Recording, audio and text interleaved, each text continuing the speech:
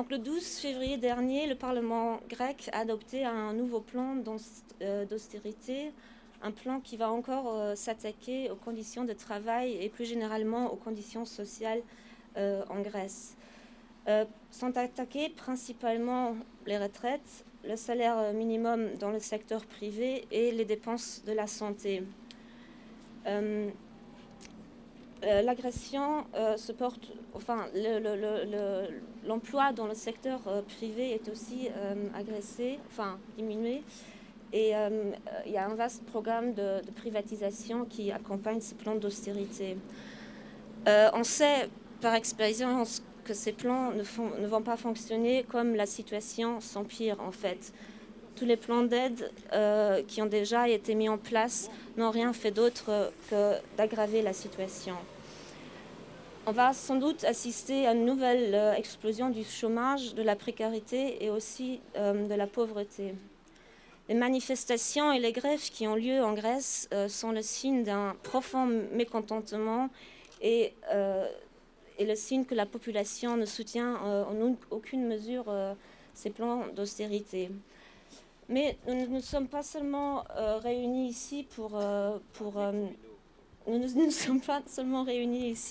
exprimer notre solidarité avec le peuple grec, mais aussi pour remarquer notre désaccord avec les politiques européennes et aussi la politique menée par la FMI en général. Donc, on dit non à l'austérité en Grèce, on dit non à l'austérité en Europe.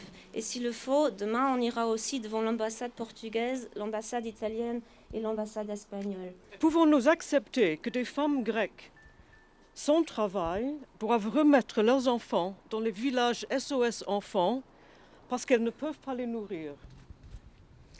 Pouvons-nous tolérer que des gens qui ont travaillé toute leur vie en sont maintenant réduits en Grèce à dormir dans les rues? Pouvons-nous supporter que des gens dignes et fiers deviennent les esclaves des marchés insatiables, d'une troïka sans égard ni scrupule, et de politiciens qui ne leur montrent que du mépris et qui voudraient qu'ils soient expulsés, aujourd'hui plutôt que demain, de la zone euro et de l'Union européenne? Comment pourrions-nous ne pas avoir honte que le ministre luxembourgeois des Finances, ce laquais des agences de notation et de la haute finance, montre publiquement son arrogant dédain des Grecs en détresse? Rien que cela montre que nous sommes devant la lutte finale. Aussi, devons-nous être solidaires du peuple grec. Et nous disons bien du peuple grec, non pas les gouvernements successifs qui les ont trahis, les peuples grecs, non pas l'Église orthodoxe qui brille par son inaction et par ses richesses qu'elle ne veut pas partager, allant jusqu'à refuser de payer les impôts. Non pas non plus les détenteurs des grosses fortunes qui ne pensent qu'à sauver leurs meubles en déférant leur fric dans les paradis fiscaux, également au Luxembourg, et que l'on devrait immédiatement déchoir de leur nationalité grecque. Oui, il faut être solidaire du peuple grec, d'abord pour des raisons de morale, d'humanité. L'Europe a été fondée sur des idéaux d'unité, de paix, de solidarité. En tant qu'Européens, nous nous devons donc de lutter à côté de nos sœurs et frères grecs qui sont, eux, des citoyens européens. Laisser sombrer le peuple d'un État membre de l'Union européenne, c'est trahir notre identité et notre vocation européenne. Il y a aussi des raisons politiques. Laisser sombrer la Grèce, c'est donner un signal clair au monde du fric que c'est lui qui a gagné.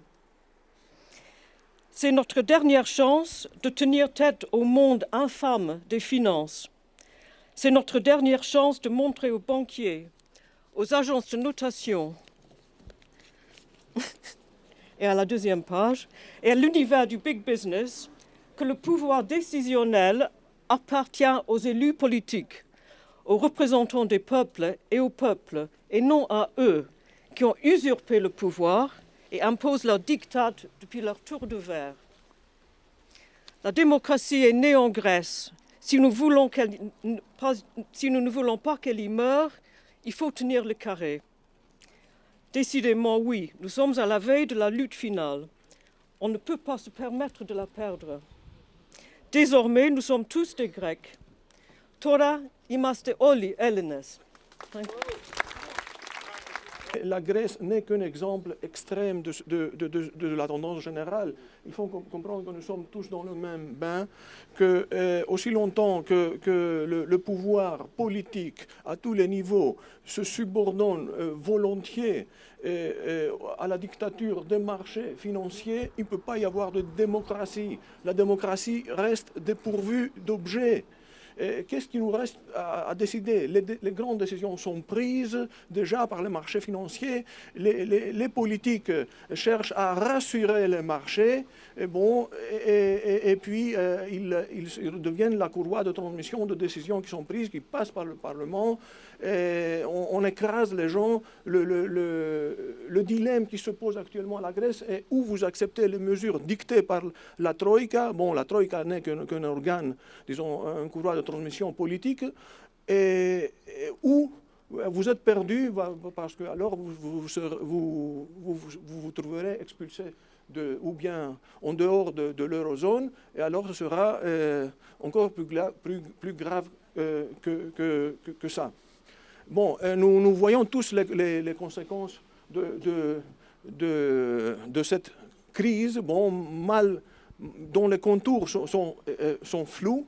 Bon, la crise est une crise des marchés financiers provoquée par les banques, qui devient une crise des finances publiques, de la dette publique, du refus des États d'augmenter les recettes publiques, d'aller rechercher les recettes publiques là où la richesse existe. Et cette situation traverse tous les États membres. Ici, disons, au Luxembourg, c'est sous une forme plutôt soft pour l'instant. Disons, bon, c'est le refus de l'indexation. Parce que dans la philosophie néolibérale, l'indexation, disons, la croissance du pouvoir d'achat des salariés, disons, elle est contraire à leur principe sacro-saint de la compétitivité. La compétitivité, dans leur philosophie, s'identifie avec la marge bénéficiaire des entreprises. Mais cette compétitivité, elle se transpose aussi aux États et à l'Union européenne.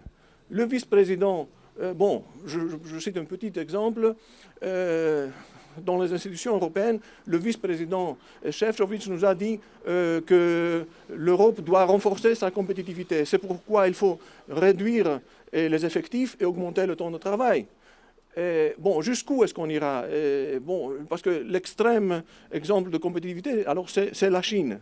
Et en Grèce, on voit maintenant actuellement un exemple beaucoup plus fort, beaucoup plus, disons, extrême de cette philosophie. Il y a la convergence avec le modèle social chinois.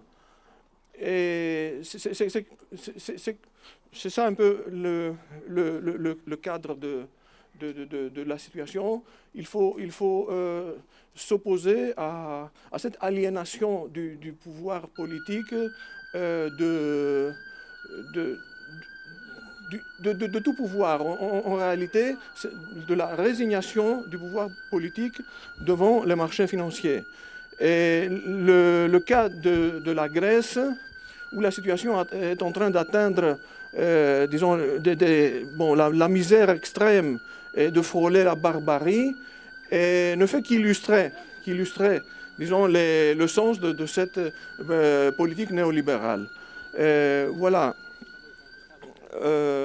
Donc, soyons vigilants à tous les niveaux. Il faut que les citoyens soient actifs à tous les niveaux pour s'opposer activement à cette politique néolibérale dictée par les marchés financiers et relayée par les politiciens. Merci.